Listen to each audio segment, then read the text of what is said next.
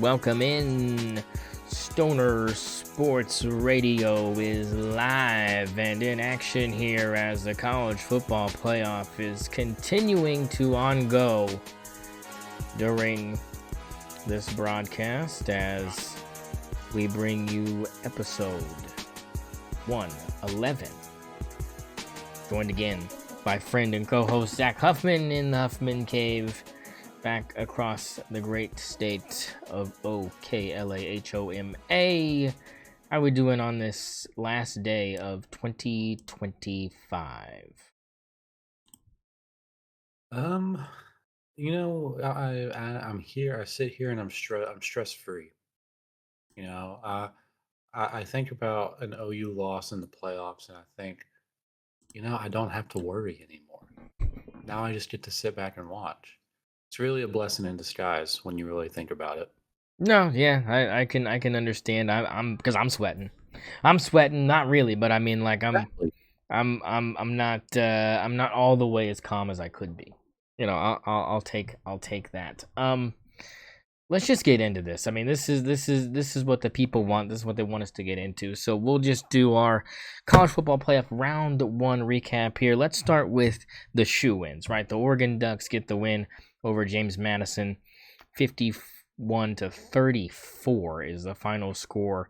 There, a 17-point victory for the Ducks, and I mean, nothing really to take from this other than the starters didn't play the whole entire fourth quarter, and you gave up. You didn't cover the spread. That's the only thing you didn't do, and that was disappointing for you. But anything to take from this? I mean, because I'm taking nothing from this. No, not really. I mean, I think people will look at the 34 that JMU puts up, and they think something of that. Just something of the Oregon defense. I just think that's a lack of motivation, lack of starters. So, yeah, I'm with you. Nothing really to take from that. And then you had Ole Miss, Tulane, 2 Electric Boogaloo, and it was just as ugly as the first time around. A 31-point just absolute shellacking in Oxford. Who could have seen it coming? I can't believe it. Your thoughts on this? I mean, we both said this team was going to get destroyed by Ole Miss because it happened in the regular season. There's no reason to believe it wasn't going to happen again. I don't really take anything from this besides the fact that I think Ole Miss seems to look just as good as they did with Lane Kiffin. Yeah. They're not going to have him the rest of the playoffs. So yeah, no Kiffin, no problem for the Rebels, and they easily move on to the second round. And then this game, Zach, the over for this game, or the total for this game, was very high between Texas A&M and Miami. People thought this was going to be points, and a scoreless first half, and then almost a scoreless entire third quarter as well, with Miami getting just a field goal on the board. And this is really about Miami's defense, right? I mean, this defense, for some reason, this defensive front is just an absolute menace for any offensive line it's seen thus far. And Marcel Reed looked human, made all the mistakes you could possibly make, got sacked what seemed like a bajillion times. And offensively, Miami made just enough plays to get this victory, Zach. I mean, this was a huge win for the U, a huge win for Mario Cristobal. But what does this say about Texas A&M and kind of where their program is at now? I think they're just where they're supposed to be. Yeah. I guess. I don't know. I think they should have won this game. So it's tough to say like where they're at, but I think that they're a team that is going to be competing for national championships for a couple of years. As long as it takes for other teams to catch up with NIL, or as long as it takes for NIL to be a little bit more regulated, A&M's going to have the money. Yeah, that's for sure. I think they're going to continue to get good talent. They're going to continue to have high preseason ranks. I think Elko's a good coach, so I think they're in a good spot. But you got to win these kind of games if you want to get the recruits that you want to get. So Yeah, that's the big hit there, yeah, right? Yeah, that's the big I thing. think that's really the big hit. I mean, one of the things that I'm really looking at when I looked at, when I'm actually like looking at the stats of this game, and I didn't even realize it as much when I was watching it. It's just how much more like um the A&M offense was moving Yeah, they than were. I mean, it was all the defense. If you looked at the first downage, I mean, it's 21 first downs from A&M to 12 Miami first downs. 8 of 18 efficiency on third down compared to 3 of 12 from Miami. They had like 50 more yards total than Miami. It just, over 130 more yards passing than Miami. Like it just, the offense would look like it was moving at such a high rate. But then it's just like, turnovers. They get you. You throw two interceptions, you lose a fumble. That changes the game. And like you said, the pass rush has just been elite. I mean, we're recording this at the time of the Miami Ohio State game, and that pass rush right now is looking really elite against the Ohio State offensive line even. So I mean, maybe this is one of the better units in football that's kind of been overlooked during the season. I mean, I don't think you've overlooked it. No, but I mean, I was definitely in the minority with that. But I mean, especially after the losses they had to Louisville and SMU, I kind of looked like I was going to be eating crow again. And thanks to the college football playoff committee, I'm not. And thanks to trying to, you know, take advantage of an opportunity, Miami's doing their part so far of trying to make the most of the chance they've gotten, and they're taking it in stride and doing a great job of, like you said, dominating that first half completely. Lots of time here, obviously, but and we know what Ohio State can do. They could obviously still win this game by 21 points, and we wouldn't be, we'd be a little bit shocked considering how the first half went. But they have the talent to do that. It's just, right now, we'll see how the emotions are going to play with being down two possessions and. You get the ball to start the second half if you're Ohio State. But yeah, this Miami defense, I mean, Bane is just incredible.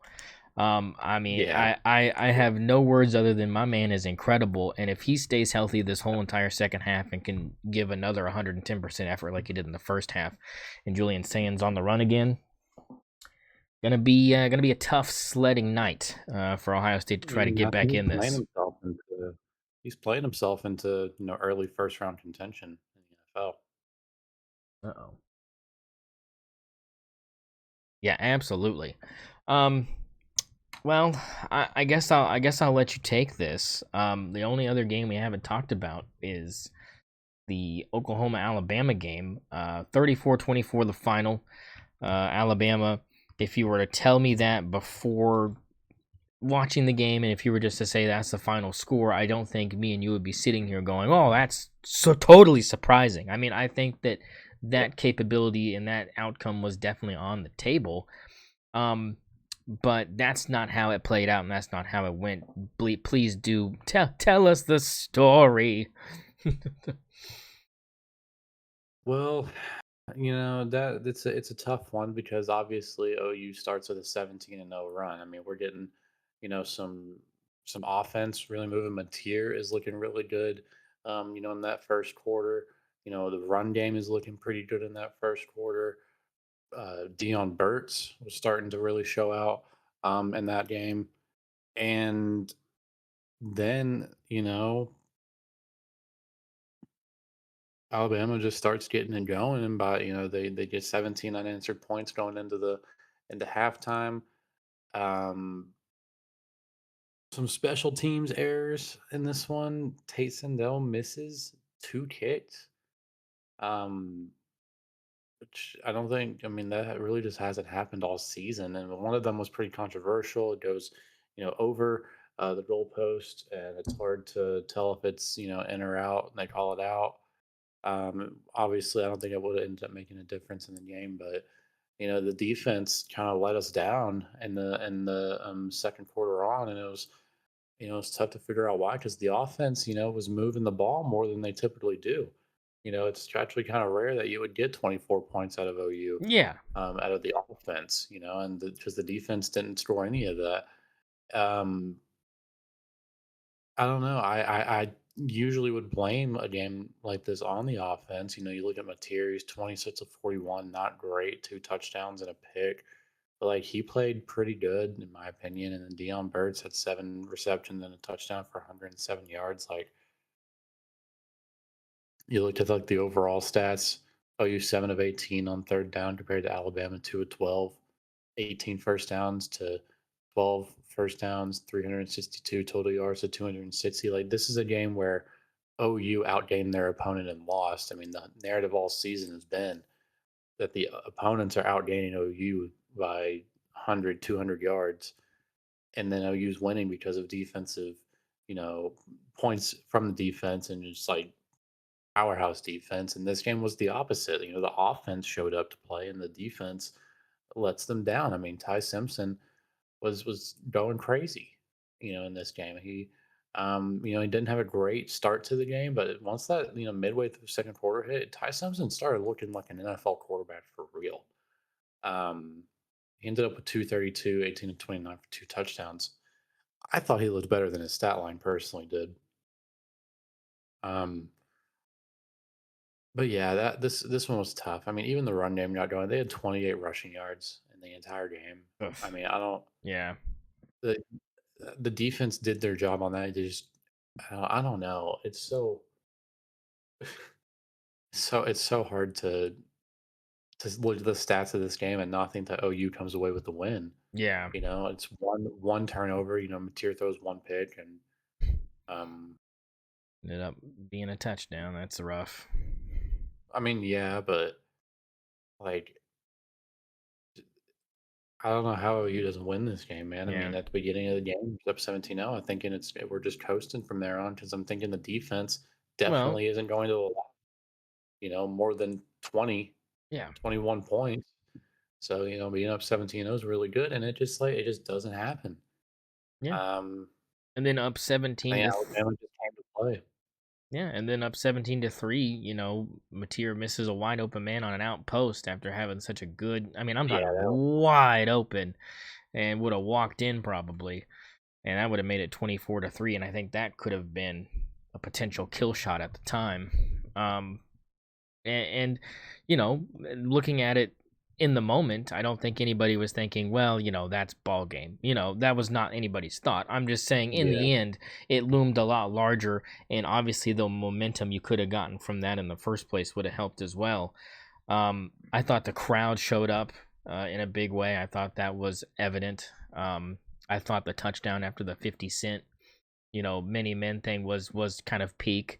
If you win the game after that moment, I think that becomes absolutely iconic. But I think just if you just take that moment and single it out, I think it's still probably one of my favorite moments from the season as a whole.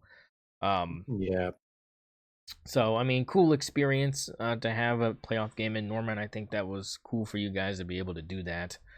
Um, and yeah, disappointing result, especially the way you guys got off the launch pad.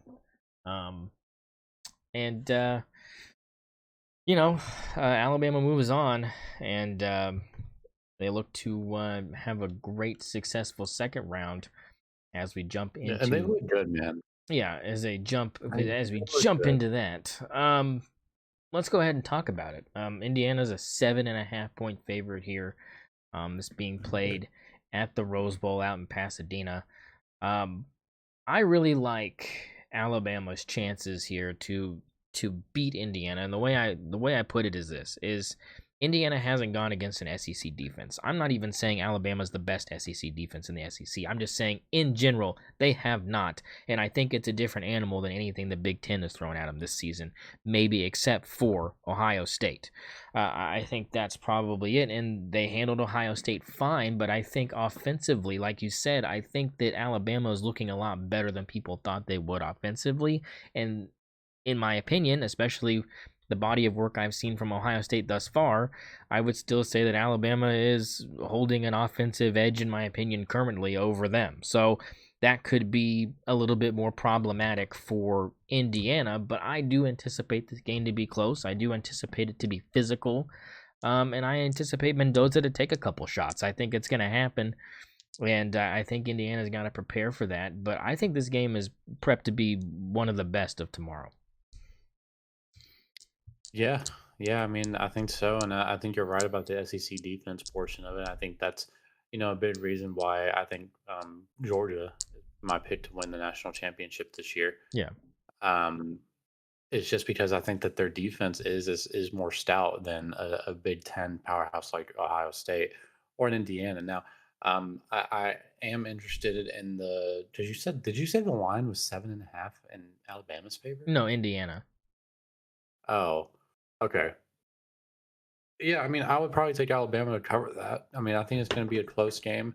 Like you said, going to be one of the better games tomorrow. So I would probably take the Alabama to cover that. But money line wise, I'm probably still taking Indiana. Personally, I think that the offense is just moving so well right now. And even if they haven't played against an SEC defense, playing against a Ohio State defense is good enough. And even though the offense didn't move very well there, I think that Indiana's defense can probably hold up against an Alabama offense, especially if it's you know moving the way it was against Oklahoma. Because if we're being honest, the offense really wasn't moving that well, Yeah. until the second half. So if they can't get it going, then you might see some of that where, if they can get the run game going, which they kind of struggled with against OU, then um, that can be tough because I will say like Indiana's secondary, I think is better than OU's. Um, so I think that could be a problem for Alabama. That could be a problem for Ty Simpson. But yeah, I would definitely take Alabama to cover that, but I would take Indiana money line. Yeah, I'm leaning that way for sure. Um, I've I just I like you said I think it's definitely something that Alabama could cover, and I think it's gonna come down to probably who has the ball last. I would not be surprised to see it go that direction. Um, in the late game, we have an all SEC game, Zach, with Ole Miss and Georgia. Obviously, you have Georgia winning this. They're a 6.5 point favorite coming into this one uh, at the Sugar Bowl. Um, I I like Ole Miss a lot. Like you said, they didn't Wow. seem to be looking to miss a step without Lane Kiffin. The offense, if it plays up to the degree that it can, and Chambliss, doesn't, get spooked by the lights being too bright and not being, in the friendly confines of the Grove. Um, I, I mean, 12-1, both teams, very impressive. I just, I think it's going to depend on how Georgia plays offensively. If they can keep pace and Ole Miss can move the ball like they have all season long, that's going to be the two things that I would look at if I'm a Georgia, rooting for Georgia, expecting Georgia to win, Bulldog fan. I would say if you can stop Chambliss offensively, you'll be fine, because I think that if you can't, then the problem would be your offense keeping up with them. And I just think that it really weighs on the defensive prowess of the Bulldogs, and that's what it's going to come down to. I just like Ole Miss's chances here. I kind of feel the same way about Alabama as I do about Ole Miss, where it's like they have the potential to do this, they have the tools to do it. It's just the behemoth, obstacle standing in their way is experience, and they're not a bad team, and they've only lost one game, and it was to Alabama, and it's something that you have to look at and go, who has the worst loss? It's obviously Ole Miss, and it's like, okay, how did that happen? What made that happen? And I think it's going to come down to turnovers, and it's going to really weigh on just Trinidad Chambliss. I think he is the key to whether or not this game stays close or not. Yeah. Obviously, like you said, I'm taking Georgia, but I think you're right. Like Chambliss is the deciding factor here.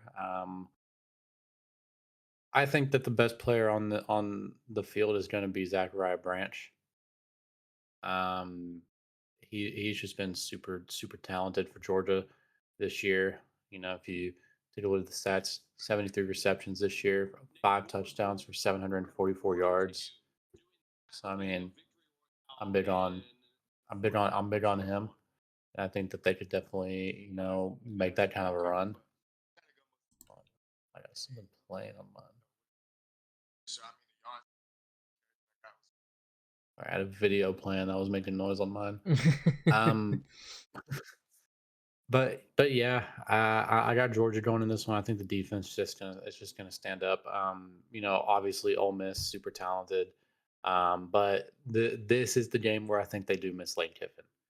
I think that what's his name, the DC that's their Oh, interim.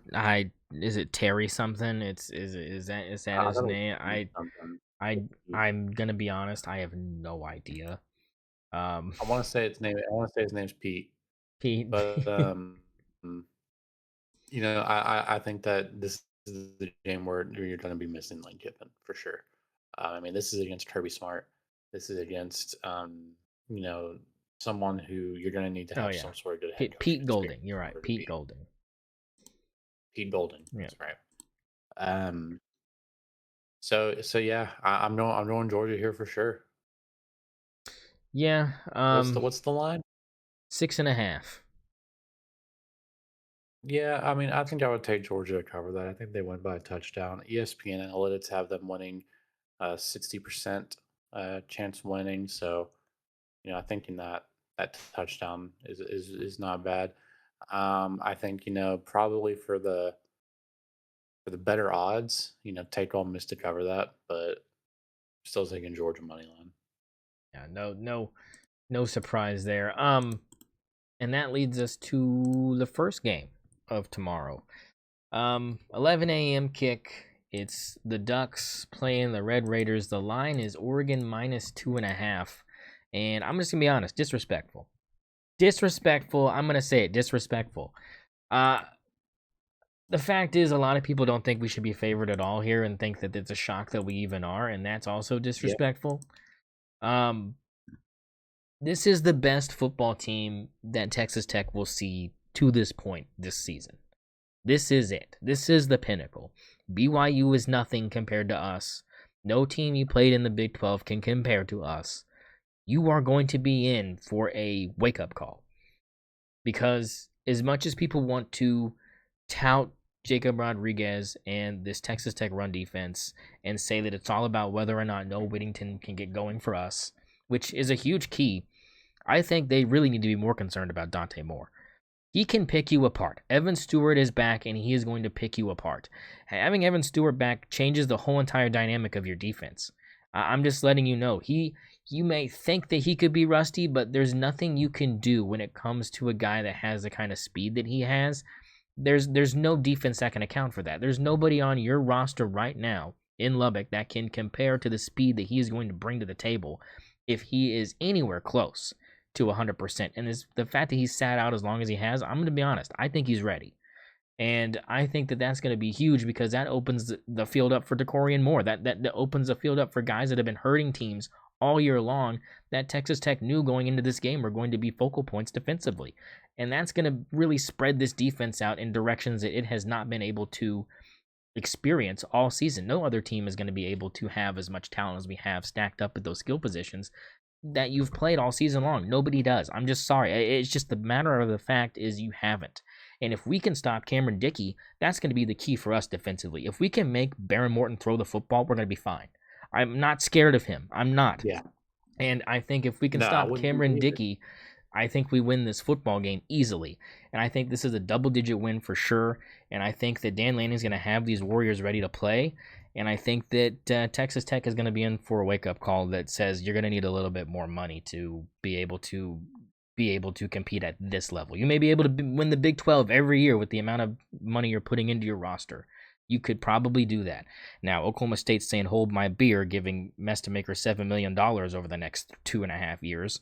But, hey, those donors have been holding back because of Mike Gundy. We heard about that. But if that doesn't pan out for Oklahoma State, you have nothing to worry about. I'm just going to be brutally honest because I don't think BYU has that kind of recruiting prowess because everybody on their roster is 30.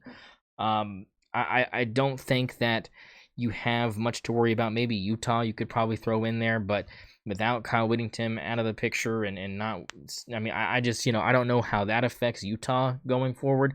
Does Baylor have the money to do anything? They have the funds somewhere to do something, but, Dave Aranda coming back, what does that do for you? I'm just saying straight up, this is going to be it for Texas. This is your national championship, Texas Tech. This is it. This is your national championship. Good luck. Because you win this game, if Texas Tech beats us, and it's handily, maybe they're for real, but I'm not a believer. I'm just not a believer, and maybe that's me being prisoner of the moment, but I think I've seen enough body of work to know what I'm dealing with tomorrow, and I'm just gonna say it, Ducks by 17. I mean, it's gonna be over probably halfway through the third quarter. I would say we go into halftime probably up 10. They have a possession. It might not go well, and then after that, I think it's SpaghettiOs. That's my take. Okay, if we win by 2.5, or if we win by a field goal at the last minute from Atticus Sappington, I'll take it. But I'm not gonna be happy because I'll be sweating the whole entire time. Yeah, I mean, I think that was an interesting take. I think the world's a little bit bigger on Texas Tech than we are. ESPN has Texas Tech winning 52% chance to win this one. They actually think Texas Tech should be favored, but Oregon obviously has the line set at 2.5. I mean, I want to agree with you, and I think that you're right that as long as you can hold Cameron Dickey, that Texas Tech doesn't really have a chance to move the ball. But I think this defense is a little bit better than you think. Um, Jacob Rodriguez, obviously, he actually got a couple of first place Heisman votes, which was interesting. He's leading this team in tackles. He has 117. And Bailey on the linebacker. I think is it David Bailey? Um, I think is his name. The linebacker has 13.5 sacks on the season. I mean oof. I mean that's insane. So I mean this defense can really disrupt the Oregon offense for sure. But I think I'm definitely going to take Oregon to cover this one and probably, like you said, win it by at least a touchdown. Yeah. But probably 10 points I would say is accurate. But yeah, I think I would pick Oregon here for sure. But I do think this defense is a little bit better than you think, and I think I think you're going to be sweating until the fourth quarter for sure. The only like I said, I'm not taking anything away from the front seven of Texas Tech. We know the secondary is their weakness. That's just a fact. Yeah. That's the weakest part. So what I'm saying is, yeah, if Jacob Rodriguez shows up and they stuff Noah Whittington and we don't have a run game, I just don't think it matters because Dante Moore is good enough and these wide receivers are so good.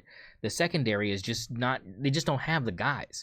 And they know they don't. That's why they've got to get pressure constantly. That's why our offensive line has to play the best game of the season because, like you said, it's not like Texas Tech is a slouch. I'm not saying that. What I'm saying is, if they don't get pressure up front from those guys to force, even because the thing is, even if you force quick throws, the yards after the catch our guys can do is just unparalleled to almost any whole receiving core. Like Zachariah Branch can do it, Jeremiah Smith can do it, Ryan Williams can do it. But I'm saying as a team, there's no team that has a collective group of guys that has the ability to do things after the catch that we do. I think that's the difference, and I think that's the scariest part. So yes, I do think that we could run for 10 yards tomorrow. I think that's completely possible. I'm not saying that's out of the realm of possibilities. I'm saying if that happens, that's still not a safe zone for Texas Tech. That's all I'm saying. If Dante Moore plays the way he can and doesn't turn the ball over, which I think would be very hard considering the space I think these receivers are going to have, if we have any sort of protection that can last a second and a half. I mean, a second and a half to 2 second protection is all we need because that's how fast these guys are. They're already 15, 20 yards down the field. I mean,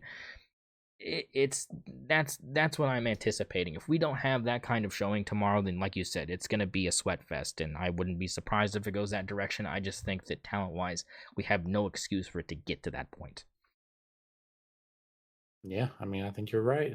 There is no excuse, but I wouldn't be surprised if it happened. No, I'm not, because I'm not going to say I'm going to sit here and be like, if it doesn't happen. I mean, it's just I just have more faith in us than I have faith in Texas Tech's defense, considering the level of competition each team has played through 13 games. That's pretty much it. So and right now, 17-7 Miami over Ohio State. I think obviously me and you both thought that, look, I had to ride with the U because I am courage of my convictions going with the U because I picked them preseason to finish the job. But I didn't expect this. 10 points is not nothing, but the third quarter is almost done. I know Ohio State probably has the football right now. But getting a score on that first possession for each team is huge because it still keeps it a 2-possession game. And the way that Miami's been running the clock here, are you anticipating this to come down to the wire? Or are you anticipating Miami to pull away here? I guess that's the only question we have left. I think they're gonna pull away, man. I mean, what the biggest reason I want them to win is? You're gonna love this. You know what the biggest reason is? So people will say that Ryan Day should be fired. Well, no, it's because I want to see Michael Irvin do coke on the sideline live. I mean, he's Oh already well, yeah. on it every game, but I mean, like, I think if the Natty goes really well and they get there, I mean, I would just say take a bump on TV. Just do it. I mean we know it's happening. I mean, that's the king move. That's a king move. Bring out the mirror, stack the lines, and then right after the game's done, just, post game, get behind Crystal Ball and just light it up. Just do lines right behind him. I mean, who's gonna stop you? I mean, it's your night, Michael Irvin. I mean, give it to him. But he's definitely the main reason I just want to keep seeing him. I just want to keep. He's just ridiculously hype all the time. I just I want to be him. Yeah, I mean, I'm sure he's having the time of his life on the sideline right now. No, you should have I'm seen sure him he's after that already pick gotten six, on that baby. field After that multiple pick times. six, I thought he was gonna just start whipping it out Oh and yeah, just waxing his carrot right there on the sideline. but I mean, yeah, 17-7. About 3 minutes left in the third quarter. 2nd and 6. Ohio State's ball, Yeah, we got a player down, which is why we have and a it's not stoppage. looking great. Not looking great for Ohio State, but yeah, I think Miami pulls away here. I think we're looking at a Miami Georgia semifinal. Which I mean, boy, Carson Beck revenge game would be boy. I mean, I'm just saying. I mean, that. I mean, he's gonna be juiced if that happens. He's gonna be jacked. But yeah, that kind of does it for the college football playoff for now. Zach, Yeah, we got a Thunder game going on right now to end 2025, and right now it's a shellacking at the peak, 108-83. I have a feeling that Shea is not playing in the fourth quarter currently. I would anticipate not being up 25.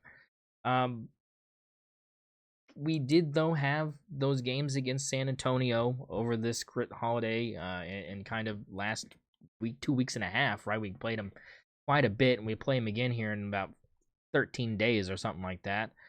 Um, yeah. so as far as the record goes, are we off the train on that? Because I'm off the train on it. I I think that mean, that doesn't need to be a goal anymore. I don't think it was ever really the I goal. didn't think it was either, but I I mean, think, I don't think it's in but I play. mean, I mean, it's definitely in play. Yeah, I mean, it It's could. definitely in play. I mean, yeah. We're not like I if they mean, go on a 10-game win streak here, we're halfway through the season. And I mean, they still only have 5 losses. I think that record. I don't know. I think they could win 72. I think they could maybe win 73, maybe tie the record. 74. What is that? 74-8. mm-hmm. Is the record is what you would have to go to win Yep. the record. So you only lose 3 games the So rest of the year. I mean, they would have to only be able to lose 3 more times. I don't Yeah, know. that's what I'm It's saying. tough, Like, I mean, but let's look at the next 10 games. Then you got Golden State, Phoenix, Charlotte, Utah. I mean, I think we're gonna win every game we play. That Yeah, is the Memphis, thing. So, Miami. Yeah, San Antonio on the I 13th would pick again. them in every game. Yeah, except maybe in San Antonio. We still have Uh, to play them twice. I So if we lose to them both those times, we can lose one more time. Yeah. When did we play? When did we play it? No, this is the last time we play them in the regular season. Oh no, February 4th. I was there. February 4th last time. Yep, 2 more times. Forgot the NBA Cup game doesn't really count. But yeah, no, this is it's gonna be tough. I mean, you have Houston again on the 15th, also on the road. That's also gonna be a big one. Um, but no, I think if you do, I mean, look at you got a good stretch after this that's pretty favorable to you. Especially in March, you have Brooklyn, Washington, Philly, Chicago, and then Utah, kind of in a 10-game stretch with New York and LA sprinkled throughout it. One game against Boston. So yeah, I mean, we know statistically it is in play, but I'm just saying I don't know if I mean, I can obviously pick out 3 losses on the remaining schedule and go, I can see it happening, but that would still be enough to beat it. Yeah. I mean, that would still be enough to get 74. Um, so technically 4 is the magic number. Team still looks pretty good. Anything you want to touch on specifically? I mean, the Spurs problem, like that's we're 0-3 against the Spurs this season, and that's responsible for 3 of the 5 losses, and they haven't looked great. I think that was just a skid, man. I don't know what was going on against the Spurs, but I think they just caught us at the right time. Yeah. Um, and then we just kind of got in our heads about it. So I would say, like in a 7-game series, I'm still taking OKC no matter what. Yeah, no, I think you're But right about I don't that. think that San Antonio like has our number or anything either. No, I wouldn't say it Um, because they lost to Utah like we just the missed next shots, night man. after that. Like Wemby played a full game, had 32 and like 16, and they lost to the Utah Jazz. Yes, Lauri Markkanen was back, but you lost to the Utah Jazz after beating us. Like I'm just saying that to me proves, like you said, in a 7-game series, it's such a different animal in the playoffs. And we saw that 2 years ago with the Mavericks. Because remember, we swept the Mavericks in the regular season. Everyone was like, oh, it shouldn't be a problem. Then what they have, they bounce us. Obviously, they had some roster shakeup before we played them in the playoffs. But I mean, Gafford and Washington changing the dynamic of that team the way it did and having it affect us the way it did was not something that anybody planned for. Um, but I mean, it's just, that's what gives me confidence is it doesn't matter if we sweep somebody in the regular season. When it comes playoff time, the real team shows up, and I think that would be the case if it came down to us having to play them in a 7-game series. But my thought process is it might not even be them. Because if they do finish the season the 2 seed, I don't know if they have it to make it all the way to the Western Conference Finals, depending on what their path is. Do I think they could beat the Rockets in a 7-game series? I don't know. I think it give the Rockets a pretty damn good chance. I think they're a really good team, and I think they're a full-on contender.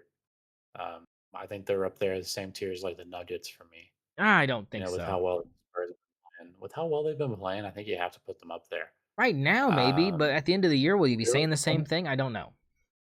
they're like 20. They're like 20. What 24-8? That's what I'm I saying. Like mean, their record is fine. I'm not saying anything's wrong with that. And I said I'm just saying even if they keep the 2 seed in the West, getting all the way to the end there, I think would be a struggle for them, especially if you're losing teams like Utah Jazz.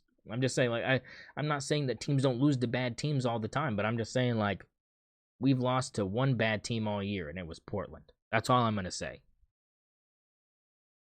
I mean the 73-9 Warriors lost to the Hornets that year. I mean, Yeah, it's. that's our Portland Trailblazers. That's because I mean Minnesota, that's a good I loss. think San Antonio is good San losses. Antonio.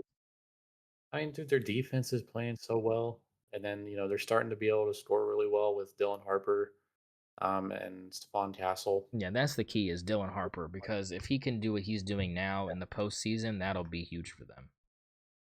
Yeah, and then they have like my big thing about the Spurs is the defense is so good because not only do they have Wemby, who's just like the greatest rim deterrent that you're Yeah. ever going to get in the league, but they have Luke Cornett backing him up, and he's also one of the Yes. better rim deterrents in the league. And he's been playing really well, especially in that 3-game stretch against OKC. So, um, you know, hats off to the Spurs, but yeah, I don't think they'll make it out of the West in the playoffs by any means. Yeah. Well, it'll be interesting to see how it goes, but right now going very well for OKC at the peak to end 2025. A 27-point lead over Trailblazers right now with 5 minutes to go. Let's take a gander at the box score just to kind of peruse through it here. Right now, with 5 minutes to go, box score wise, we are looking at I mean, I'm 12. looking at the steals. We have 15 steals. Yeah, that's Just yeah, insane. They have 24 turnovers, like the Trailblazers do. yep. I mean, that's just ugly. Yeah, that's not good. 9 Um, blocks. Shea with 30.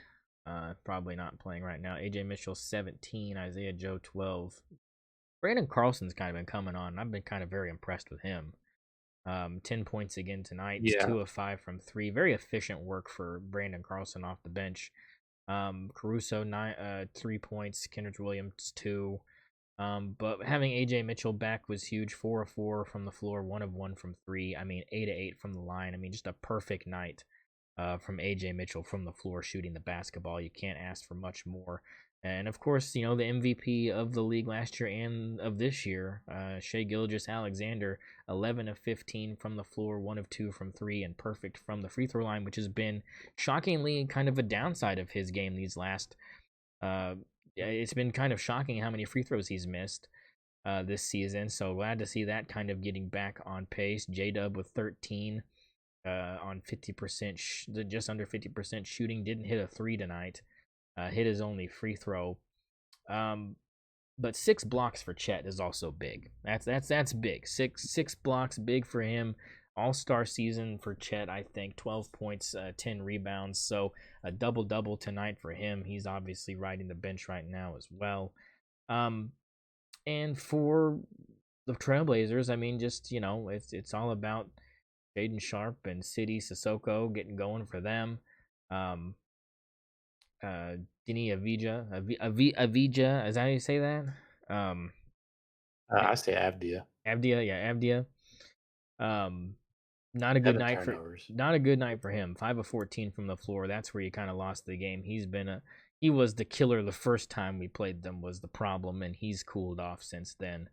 So I would say overall just a really kind of expected result from tonight, something that you would like to see from a very overmatched matchup here in favor of Oklahoma City Thunder, 52% shooting from the floor. I mean, the thing for me, Zach, is we talk about the Hawks game the other night. Let's kind of just touch on that. The Hawks drained like 33s in that game, and the Thunder hit maybe 10, if that. I get eight threes, I think, the whole game. And we saw this last season in the postseason. It just doesn't matter. It just doesn't matter. You can be scorching hot from three, and somehow, some way, we will still find a way to not only beat you, but beat you by double digits. And like you said, turnovers tonight were huge. Turnovers that night were huge, with some big steals late. Big 4th and 2 here for Ohio State at the Miami 14-yard line here early in the fourth. But Yeah, go for that. but yeah, looking good. Thunder up, looking good. Looks like the repeat is well on its way, with the Trailblazers not deterring that at all. NFL wise, Zach, we got 3 big games this weekend. 49ers Seahawks for the division and the first seed over there in the NFC West, and you have the Tampa Bay Buccaneers and Carolina Panthers for the AFC South, the abysmal AFC South. But that would give them a win there of that division. And then you have the Ravens and the Steelers in the AFC North. That ours is for a division title as well. Which of those games are you going to be most locked in on, and what do you think is going to happen in each of those? Yeah, so I mean, starting off, I think I'm probably most locked in on the Seahawks 49ers game. That's for the number one seed in the NFC as well as the division title. So I mean, winner of that game is number one, loser of that game is number five Yeah. in the playoffs. I mean, that's big. So I would be most interested in that one. Definitely be watching that. I'm taking the Seahawks in that one. They've been the better team all year, and I think they're going to continue. And they're gonna, they have something. They really have something to play for right now. I think it's in Seattle as well. So if I'm right, I'm definitely going to take Seattle in that situation. Then you got Tampa Bay and Carolina, right? Yep. That's the other one. I'm torn up on that one. I don't know who I'm really going for on that, but I think I have to lean Tampa Bay. Yeah. I mean, I don't know, man. Carolina's been playing pretty well, but I just gotta stick with Baker in this situation. I'm just gonna lean Tampa Bay on that one. That's a toss up though. I mean, that's neither of those teams should be in the playoffs if we're being honest, but someone has to make it. And then same thing for the Steelers and the Ravens. It's like I don't think either of these teams really deserve to be Yeah. in the Yeah. playoffs, but one of them has to be. I hope the Ravens win. I think they're the Yeah. better team. And I'd rather see Lamar Jackson in the playoffs, but like I don't know, man. Like they just haven't looked good No. most of the year. But Derrick Henry's starting to look a little bit better. Lamar Yeah. Jackson can get in there, and I'll trust him in any playoff game. It's really a matter of just the defense. Can they show up like they did last season around this time of year? And it's just not happened yet. So yeah, I think in that game I'm probably going to take the Ravens, but I think that'd be a close one. I don't know, I might take the Steelers. That's a toss up for me as well, but I'll stick with just betting on Lamar, and I'll bet on the Ravens for that one. Um, so yeah, I think Seahawks win. They get the number one seed. Niners get number five.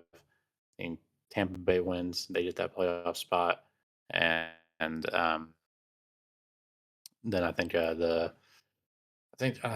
I'm under with the Ravens. I think the Yeah. Ravens win. I Get in I'm there. I'm g- I think we would all like to see Baltimore over Pittsburgh in the playoffs, just for the playoffs sake. Um just for the aesthetics. Just because the Steelers play such an ugly brand of football. It's just hard to watch. Um all right, well, you know what that means. It's time to get it, baby. It's time to get it. It's the sports book, baby. Welcome back. We had a very eventful um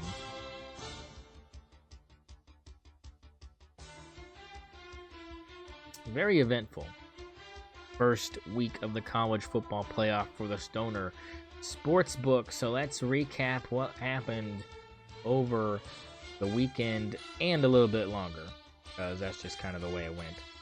But hey, it's the holidays. It's gonna happen. Let's start with Zach over on the left-hand side here. It was the first game. Oh my gosh. Oh my gosh, I just closed it. I love it, baby. You what? I said I closed the tab. I closed the tab on the internet. I'm probably stuttering right now real bad too. Let's get Rookie move. Yep.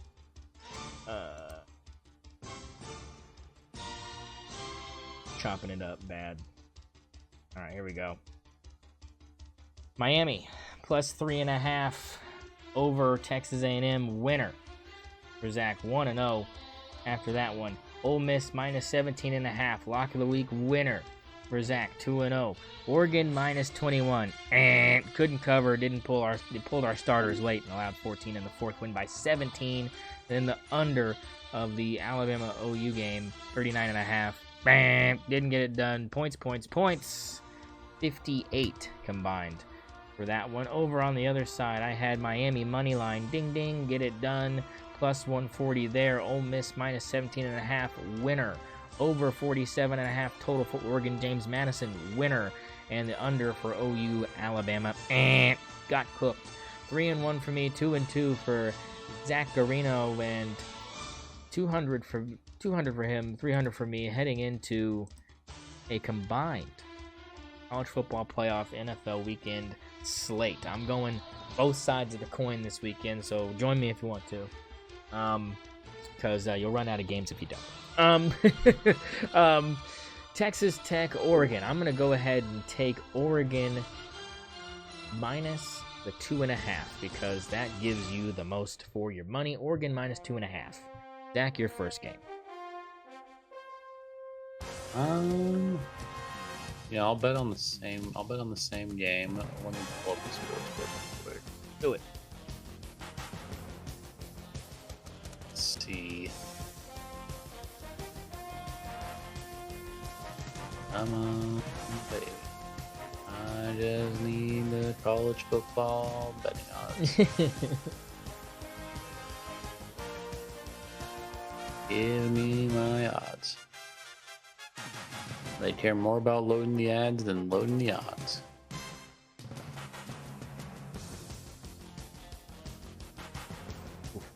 Jeez. Come on. Give me something. Do I need to send you the link? No, I mean, I'm on it. It's just taking forever to load. There, here we go. So I'll do same game here. I will take. I'm gonna hit the over on this one. I gotta hit the over on the 50.5. I think there's gonna be points. How much you want to put on that? How many games we doing? I guess we'll do the same amount as we'll do 4 like we did last week. So we're just gonna be having 1 from the NFL. We'll have 3 from tomorrow. All right, I'll just go 50 on that. All right, 50 on that one down the board. All right. Alabama, Indiana. Give me the under 48.5. I think this is going to be a defensive game. I think both offenses are going to struggle. Give me the under 48.5 for Alabama, Indiana. Yeah, I mean, I don't hate that at all. I'm going to stick with what I said earlier, and I'm just going to take Alabama plus the points. I think the 7.5 is a little much. I think they're going to cover that. Yeah, take Alabama cover 7.5. But if you're betting, I'd still take the Indiana money line here. How much fit on that? 50? Yeah, I'll throw 50 on that. Okay. And the nightcap, Ole Miss, Georgia. I'm going to do it. I'm going Ole Miss money line. Ole Miss money line at the plus 205. Wow. Come on. Trinidad Chambliss, baby. I'm a believer. Come on, baby. Get it done. Light them up, baby. No Kiffin, no problem. Moving on. Ole Miss Rebel style. Yeah, I don't hate that at all. Sticking to the same game. I'm gonna take the under of 55.5. I just think this is gonna be a little bit more defensive focused. I think the odds are looking at, a team that was coached by Lane Kiffin all year, and not a team that's going to be coached by Pete Golden in this playoff game. So I think this is going to be a little bit more defensive than the books do. So I'm going to take that under. Right. Last pick for me, going NFL, baby. Going NFL. Doesn't have to be a big game tomorrow. We got a lot of games that don't mean anything, but I'm going to pick one where we know the starters are going to play. I'm going to go Seahawks minus 1.5. Give me Seahawks minus 1.5 over the 49ers. I'm going with you. They're on the road, by the way. Seahawks on the road, taking on the 49ers. Still give them to me. Minus 1.5. Give me Sam Darnold. Give me the fighting Sam Darnolds. Yeah, last week of the season, I might as well throw something on the Cowboys, right? Oh, baby. Throw something on the boys. I'll just take the boys to win by more than 3.5. All right, the boys will win by more than 3.5 over the New York Giants, baby. It's the last week of the season. Lock them up. Good pick. I like that. And that right there, folks, concludes your sportsbook. 200 to win 2,600 if you ride with Mr. Huffman.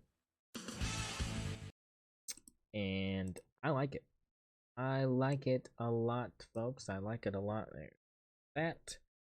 All right, well, that leads us to final thoughts, Zach. Final thoughts before we head into the second round of the college football playoff. Give them to me.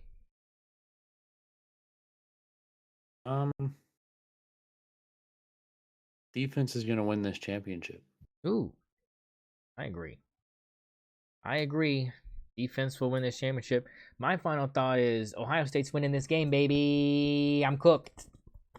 Uh-oh. I'm cooked. Yeah, you're right. I'm cooked, baby. Mario Crystal Ball's a piece of shit. I'm cooked. Um, that's my final thought for today. Y'all enjoy your new year. We'll see you next year for the episode 112, the first one of 2026. Thank you for hanging with us all year.